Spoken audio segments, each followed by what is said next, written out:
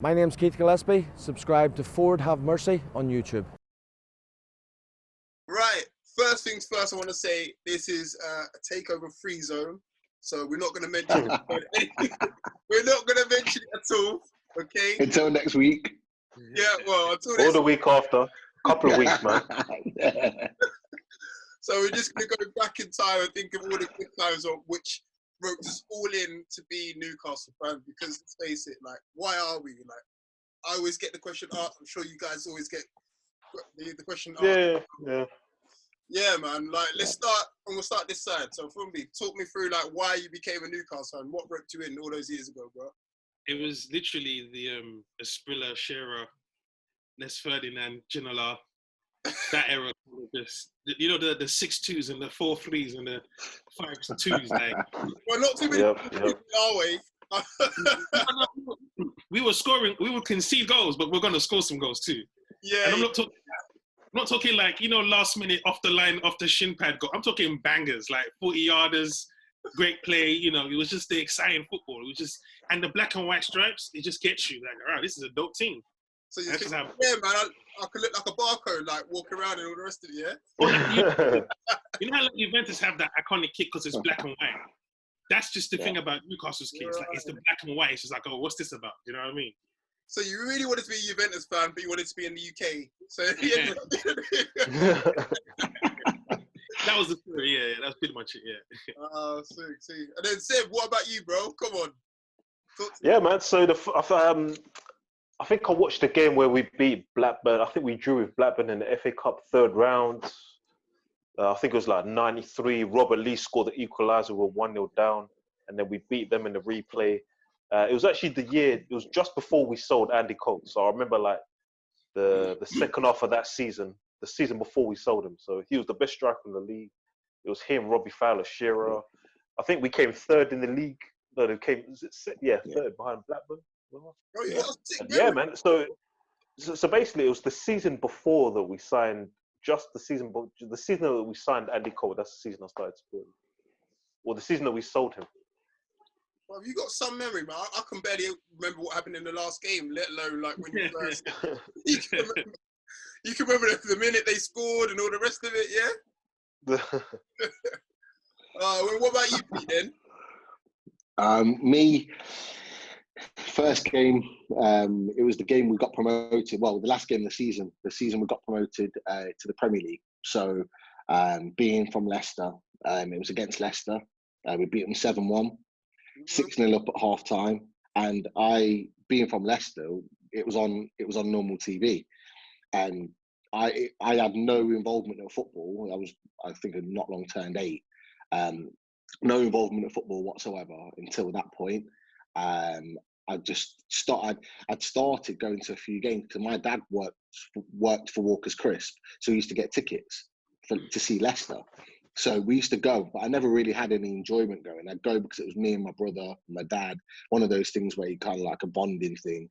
But we put the TV on one day because it was Leicester playing, and this team in black and white that I'd never seen before, and I've got this guy up front who's a machine, Andy Cole, smashing in goals.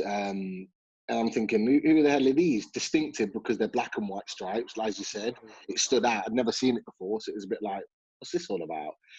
And I'm seeing them smashing in goals. I'm seeing the crowd, the Gallagher, or the old style Gallagher back in the day, going mad. And I'm thinking, who are these? And that was it. I just said to my brother, like, who are these? Like, who are these guys? And they told me about Newcastle. And from that day, I followed them through, obviously, into the next season when we finished third in the Premier League. Going to Old Trafford and getting a point, that was like one of the only times. That's the only time between then and when we won, when Kabay scored the winner. I think when we actually got anything from them. You know what I mean? But I'm thinking, we're going to these big teams who they didn't really know too much about, and we're actually tearing them apart. And Cole, I always remember that Premier League season, Cole scored a hat-trick against Liverpool. And it was just unreal. But going back to the main point, it was that game, that 7-1 game. That was it.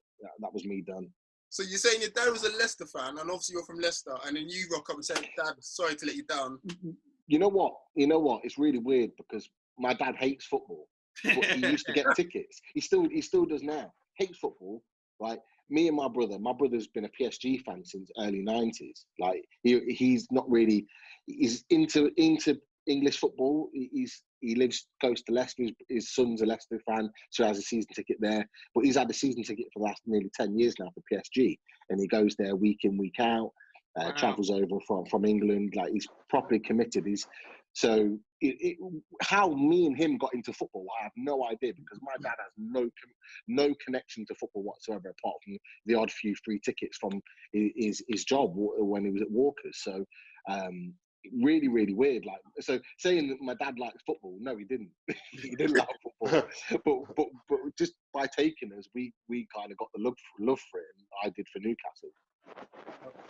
And I'm gonna ask you, lot, who's your favourite players? Because back in the day, it's easy to say Alan Shearer, innit? Like, obviously, but for me, it was Les Ferdinand, innit? Les Ferdinand got me into it. You know, he's from these neck of the woods, like where I live, and all the rest of it. Banging player, could leap for ages. He had the hang time of like Michael Jordan in the air, bro. I'll tell you that.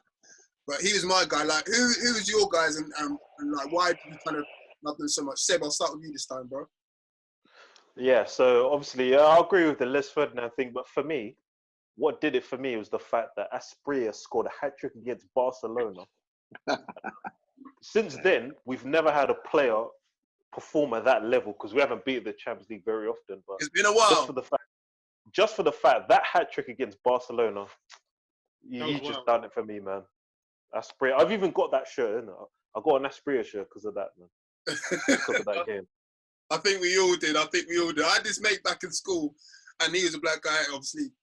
And he was kind of flip-flopping between teams and all the rest of it. And I used to be Ferdinand. He used to be Asprilla. We didn't have a white friend at the time who was going to be Shearer, so it was just us, Ferdinand and Asprilla, like, up front. We weren't as good as them, but obviously we tried to pretend to be them, innit? Like. Yeah, he played like street football. It's like playing FIFA Street, like all the nutmegs and all that kind of stuff. But the thing is, obviously, we didn't win the league that season. But you can tell, just obviously, that was Keegan's style of play. That type of player, those are the type of players we were signing those days. So you could see, even though we didn't win the league, you could see Keegan's vision for like delivering, giving the fans what they want. And it's just a shame that Kenny Dalglish broke up that team. Man. Yeah. I know I mentioned it was a Newcastle takeover free zone, but it's a Kenny Dalglish takeover free zone as well. We won't mention that at all. He ruined the team, man. Two managers we cannot talk about on here. One's Kenny Dalglish, the other Ruud Gullit. They're just an absolute disgrace to this club. Worse than Joe Kinnear. I know. That's saying something. Look, Joe Kinnear. Look, that was under the Ashley. That's under the Ashley umbrella. Anything can happen under that umbrella. But actually, those two managers were just an absolute disgrace, because they ruined the club. When we signed Joe Kinnear, I was considering other teams. I was interviewing other clubs, because I was like, nah, this is the thing. I ain't about to go to work and have a football debate with anybody, knowing my manager is... Do you know how you go into a football debate? And it's about the players and the structure. Once you mention Joe Kinnear, you just got to leave. Yeah. There's nothing you can say. Game over. I'll tell you what, though. Anyone's opinion. I will tell you one thing about Ruud Gullit, though. I remember seeing like a newspaper article. Apparently, he went on air and he gave an interview saying, yeah, like obviously he knows he made a mistake falling out of Shearer. So he basically said, yeah, I was young, I was Dutch, I had an ego. So he knew that he fucked up there. He put Shearer on the bench. Yeah, we lost to Sunderland, isn't it? Yeah, we lost to Sunderland and he got fired after that. Yeah. Right, and Shearer on the bench? You mad?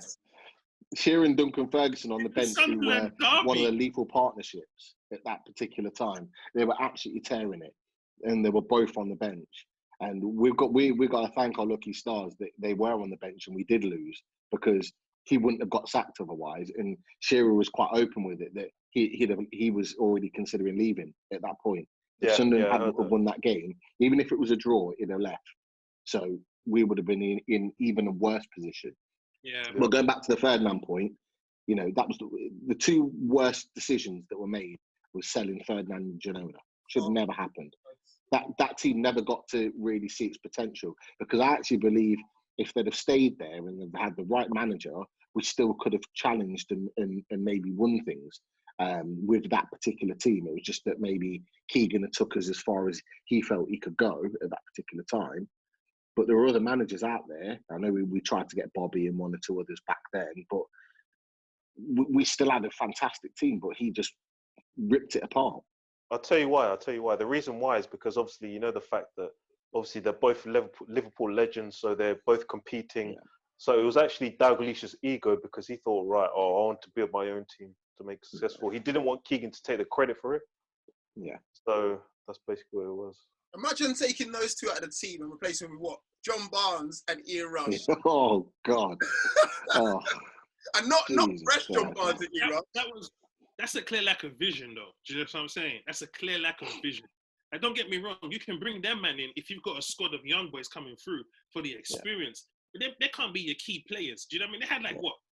Ian Rush. What the hell? Like, we could have loaned someone better. Do you know what I mean? I thought it was about 36 or something like that when we signed. Yeah. Rush was 36. The thing is, we didn't go with the transition in football, because we were still fortunate in the fact that you could get the English players who were just balling, and you'd get some points and you'd win games. But then football went different when you're getting foreign talent in, and we just didn't follow that trend. We were just buying trash. Yeah, and that was the thing, that we needed those players. So we lost those two players, and we brought Barnes and Rush in, and we needed them to hit the ground running. But they were so old and so unfit at that time, we had to wait for them to get fit. And we had Stuart Pearce. I liked Stuart Pearce. But we were bringing back the golden oldies. I know. What were we on, man? What are we doing? But in fairness, when you mentioned Les Ferdinand, the fact that we sold Cole and got who do we get? We got Gillespie and some money. That was actually a good deal. It was a good deal. It was a good deal. He just couldn't get off the horses, man. Yeah. Chopper could have been special for us if he could just focus on football. He could have been special. Yeah. Michael Chopper, yeah? Yeah. Chopper and Gillespie both had the gambling issues, didn't they? Yeah. Do you not remember what's his name? Stephen Glass. He was quite good, isn't he? Yeah, did you see him on the Stephen Glass was a madness. Was it Glass? Yeah. He used to get assists. Glass was like a low budget gigs. He was like a low budget gigs. Yeah. So he would just have like a madness for us. Like, I'm like, you know what? This is our best player at the moment. Like, I can't lie. I'll be honest with you. He did an interview a couple of days ago. I don't know if you follow Steve Rafe on Instagram. Yeah, he does interviews with ex-players every day at certain points of the day. I think he had like Stephen Colwell on today. But he's had like Rob Lee, he's had Clarkey, he's had Warren Barton, he's had loads of the old boys that can come on. And Stephen Glass was on a couple of days ago. I forgot what even looked like. I forgot what even looked like until he came on. I didn't realise he had a Scottish accent as well. He was Scottish. I didn't even know. Let me get some of them players. I used to bomb down the touchline. I used to see him bomb down the ring all the time. So do you know what? Recently, I think was it the week before last, I saw what's his name, Rolando Aarons. He was doing like a live Instagram feed. Wow. The FIFA and team. He was talking. Yeah, no, it was just doing like he was chatting to one of his mates like on a live Instagram chat, and he was talking about the best players he's ever played with. He mentioned Tim Krul in goal. In defence, he mentioned Colaccini.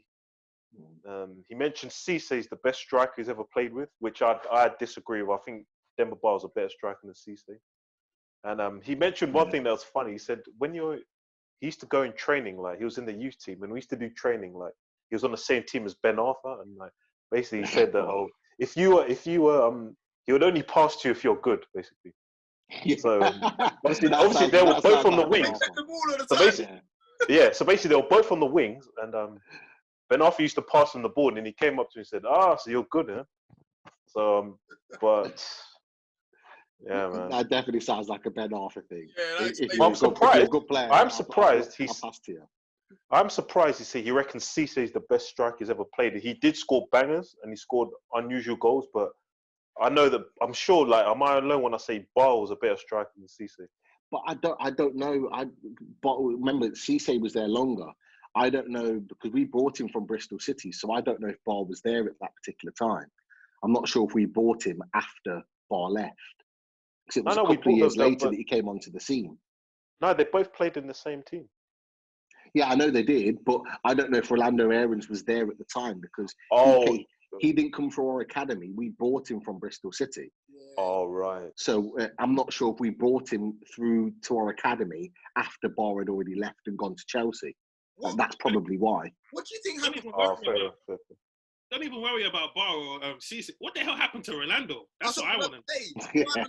We had Messi when he burst on the scene. I said, "Oh shit, we done it." That goal against Man City in the cup. Oh my gosh. Unreal. He was Unreal. dubbed as the new Sterling, right? And Yeah. and He played just like him. Yeah, I remember seeing him in the pre-season. I thought, yeah, this guy's going to do bits, man. It's just Yeah. not there no more, man. What's happened? He's worse than Murphy, and that's poor. Yeah. Oh God. Like he's, Two things. It seems like two things. One, he had a lot of bad injuries. He did his cruciates. He had a couple of niggly hamstring injuries because he obviously relied quite a lot on his pace. And there was always murmurs of an attitude issue as well. And I think over the last year and a half, there's been a couple of things where he's been in and out of court, where he's had a few problems. Not as bad as Rangers, but there's always been that sort of murmur that there's been some attitude issues there, and it makes a difference. It makes a difference in mentality. If you're training every day, like he got a lot of minutes under Pardew, and Pardew gave him his big chance. But then whoever comes in after him, your John Carvers and your Steve McCann's, if they're looking at him and they see a bit of attitude, they just push you to the side. I remember, you guys won't know about this lad, but there's a lad in Leicester that was a couple of years younger than me. Name's Levi Porter. He at 14 years old was offered to go and play for Man United. He was offered a place up there, all the rest of it, but his mum turned it down on his behalf because she didn't want him moving to Manchester. So anyway, Leicester took him on, broke through. I think when they went down to League One, they were there for a season. He started that season and he was scoring goals and assists. He was tearing it up. He was like little nippy black left winger, unreal, fast, trickery, the lot. But what started with that, as soon as he started playing first team games, attitude. So his attitude, we used to see him out in the clubs and popping champagne and wouldn't talk to any of the guys that he used to know when we were kids. He wouldn't even speak to you. He'd have like this big inner circle that you couldn't even get through just to even say hello to him. We grew up with his family. I knew his mum, knew his dad. Didn't want to know. Attitude started changing. Who's the manager? Oh, what's his name? He was the manager that got them promoted to the Premier League. Yeah, Nigel Pearson. Nigel Pearson came in, saw the attitude, went, don't want you. You're out, gone. And I think they loaned him to someone like Dundee. Barely got a game there, and then just fizzled out. I think he's still playing local football now. Probably still just turned 30. Just turned 30. You know what I mean? Like that's the difference, and that's going back to the point. That's the kind of thing that can happen with someone like Orlando Aarons. Who do you think then? Who's the best player that we brought in? Probably like through the youth ranks since who? I don't know. you have a youth ranks. Yeah, like obviously like Steve Taylor's come Matty and Sean. Matty and Sean. You go with Matty and Sean. Yeah. Matty and Sean. We got the Chuckle Brothers. Hey, when they tried to sell that story, like they've unearthed the two, I was like, you need to give these brothers more time, man. You're gonna fuck up their flow. Like, they're not ready yet. They're not ready yet at all. Yeah, I think I personally actually think Matty Longstaff is more ready than Sean. I think he's more. I think he's played less games, but I think he's more ready than Sean is. I still think Sean has got ability, but he's still got levels to get to that point where he's considered a regular for the team. I think they both deserve new contracts, but take a quick break. Give me a second, guys. Yeah, no worries. I think he really needs. They both really need a manager, someone like Posh that we've talked about before, that could really get the best out of them. They need a manager that's going to get the best out of them. They've got that glass ceiling with Steve Bruce. They've got a glass ceiling there. He's only going to take you so far. There's only so many chats in the manager's office that is going to make the difference. There's someone that needs to coach them. Someone needs to coach them to make them better, and they need a different manager that's going to get them to that level. Because there's no doubt that they've both got ability. There's no doubt that they. I think someone in an interview, one of our ex-players said it the other day. They've got the ability to be 50 million and above type players. And thinking about the English transfer market, it doesn't take a lot for an English player to be worth 50 million. Let's be honest, but they've got the ability to be rated like that if they're coached properly. I think that's the key.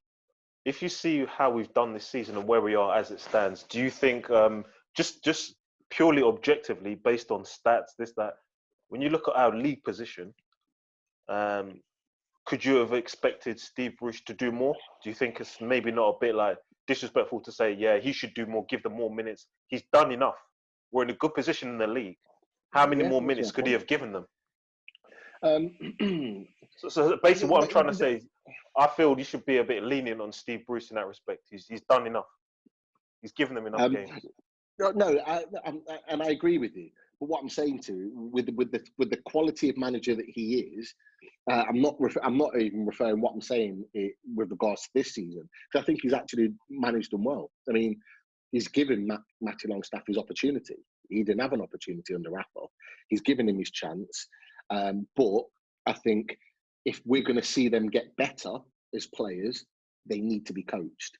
And Bruce isn't a coach. It's as simple as that. He's a manager. He's a man manager. He's not a coach. And they need someone that is true. That's going to coach their ability through. But okay, that's different. You can train them on the training pitch, but like, would another manager give them more minutes? Because obviously, blah blah takeover. We are going to sign other players. Do you see them getting more minutes than they're getting realistically? And Takeover, they're gonna No, basically what I'm saying, realistically. No T word. All right, cool. All right. If things change at Newcastle, they're going on loan the next day. Yeah, I'll be happy with that. As long as we're still on the books. The day after they sign the new contract. Yeah, the next day. I'm gonna loan them to Nottingham Forest or something. Get some games under your belt. The new way.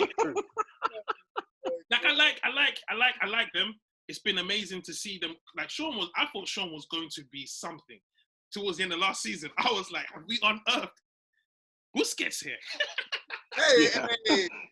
His room was You're jumping out of it, man. You're jumping out the window with that one. No. He was playing. I thought with coaching under Rafa, this guy will excel. But the moment Rafa left and we brought Bruce in, I said, yeah, it's a long day now. Yeah, he's got. To be fair, that's a fair point. The way he was playing, I mean, you're talking about how Declan Rice is coming through, and personally, I don't think he's overly that great. But they're all raving about him. Sean Longstaff was playing better than him, week in, week out. He was playing better than Declan Rice, and the game against West Ham where they beat us and he got injured, he didn't have a great game. And I think the media speculation, all the talk about going into the England first team squad, I think probably got to him a little bit, and he felt he had to perform on that game. I think he got the better of him. But I actually believe if he'd not got injured and he still kept that trajectory, he could have been even better than what he was. And I think the injury affected him. He was out 4 months. It's a long time for a young lad. And I think he's had to sort of rediscover himself. But there's ability there. I think him and Declan Rice are different type of players. Declan Rice is an out-and-out holding midfielder. Yeah. You can see Sean Longstaff. He's more of a box-to-box. He's not scared to shoot. He can pass. And it's going to be harder for him to like boss a game. Mm. He bosses it in a different way. So he's the likeliness, and I know Carrick's talked about it as well openly, which is why Man United were interested in him, is that he plays very much like Carrick. He's a holding midfielder, but he likes to dictate the game with the ball, whereas Declan Rice will break up a game by a solid, strong tackle. On the ball, Sean Longstaff is better. He's a better passer. He's better controlled. He does dictate the play. But there are times in our game where we need a little bit more from him. As a box-to-box player, we need him getting more goals. We need him arriving in the area. We need him to play more killer passes. I look back to that pass that he played, and I know it was against Oxford in the replay, but that pass he played for Joe Linton for him to score that goal was unreal. Fantastic pass. It doesn't matter what the opposition is, to have that vision to find that pass, you've got to have something in your locker.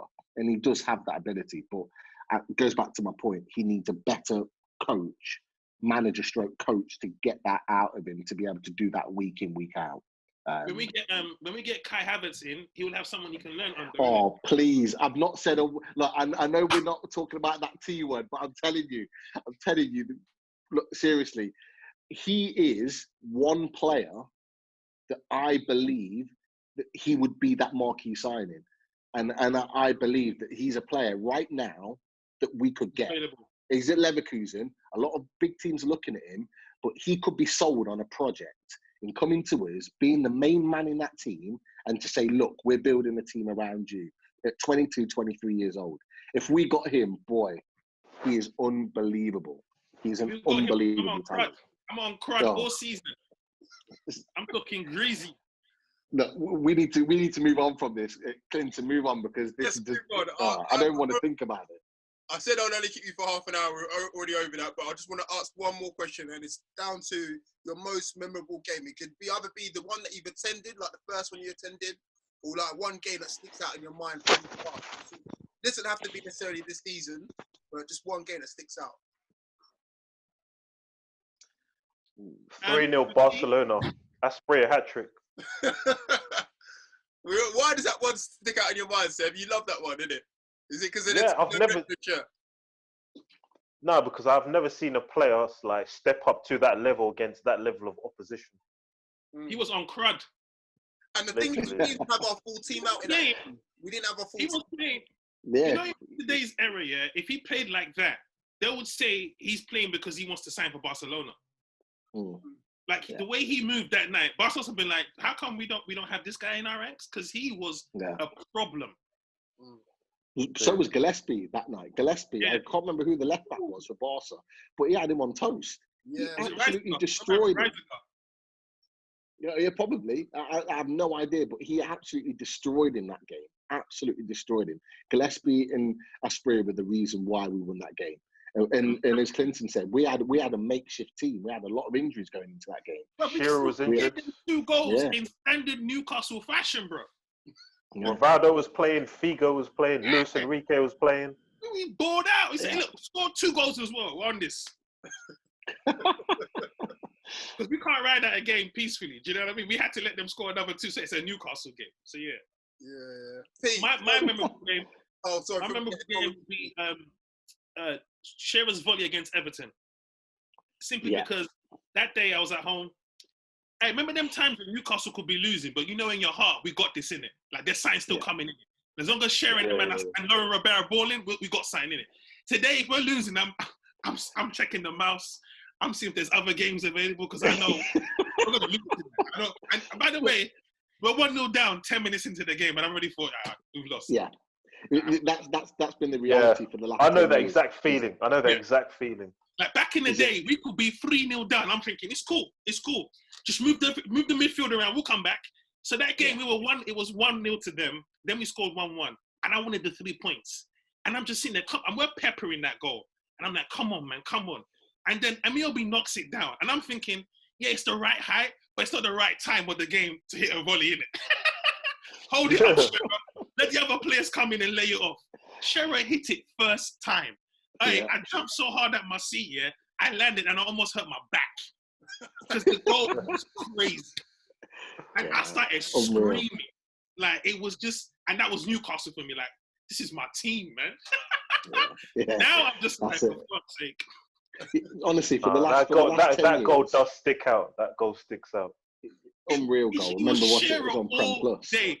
Listen, people don't understand, for Shearer to say, I'm hitting this first time. That was the kind of player we had in our team. Yeah. You have to understand, you're Amiobi, you know. He's already upset. Imagine if Amiobi didn't knock it back. If you didn't knock that ball back to him. In the dressing room, he's getting hotted. So I got to lay this to the right spot, so I've done my part.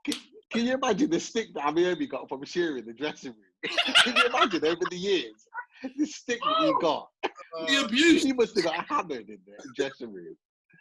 I had a friend who was friends with Luar, and Luar hated Shearer, and I know why.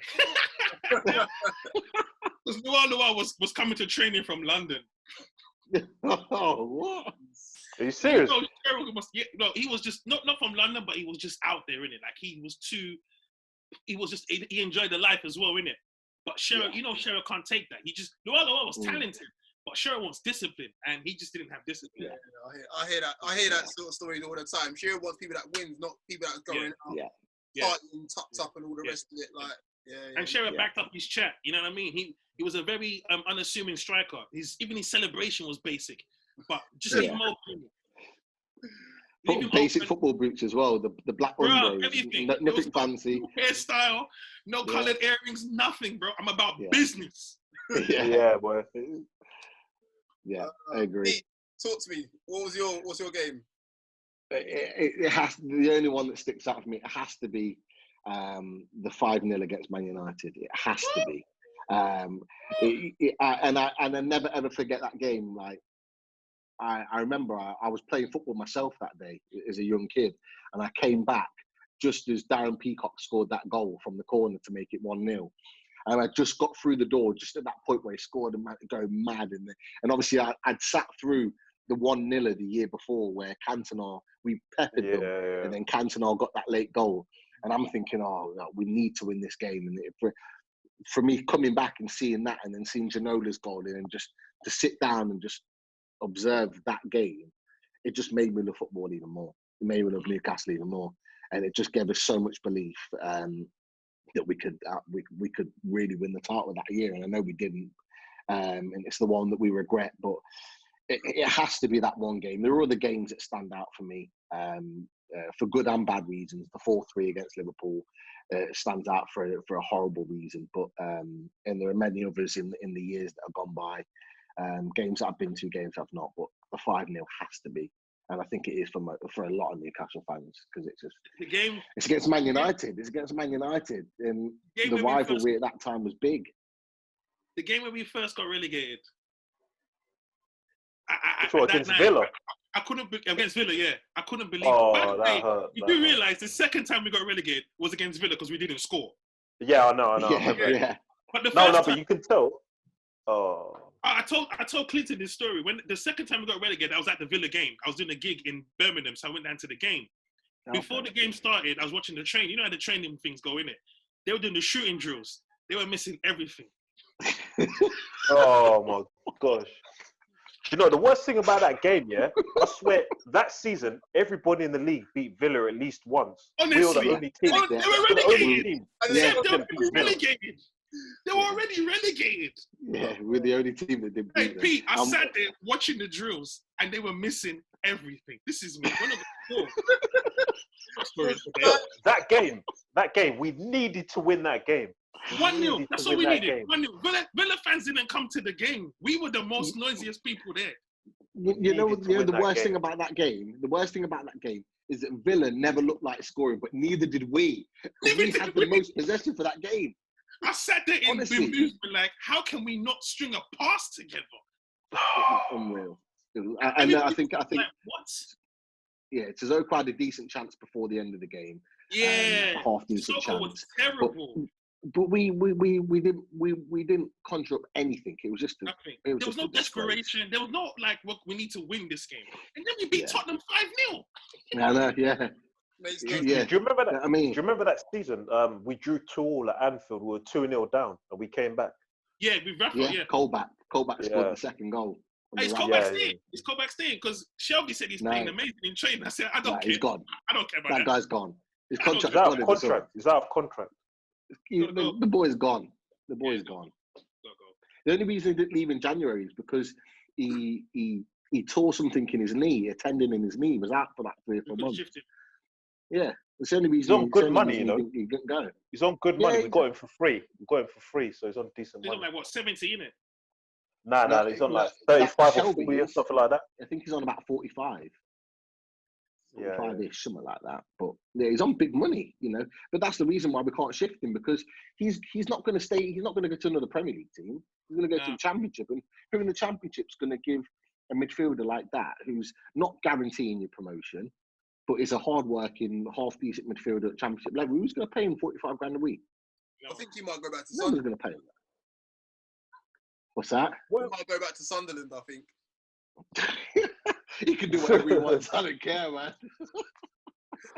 But what happened to what's his name? Do you think what about players that we got rid of that you think never got a fair chance? Do you think what's his name? Henry Savage? Turvin, Cabela. Yeah, both of them didn't get a fair crack of the whip. Mitrovic didn't get a fair crack. Nah, Mitrovic got enough games that season. Yeah, he got a fair crack, man. He got a fair crack. Enough games. Enough crack. Not under Rafa, he didn't. Exactly. Not under I don't know why. Mitrovic is good.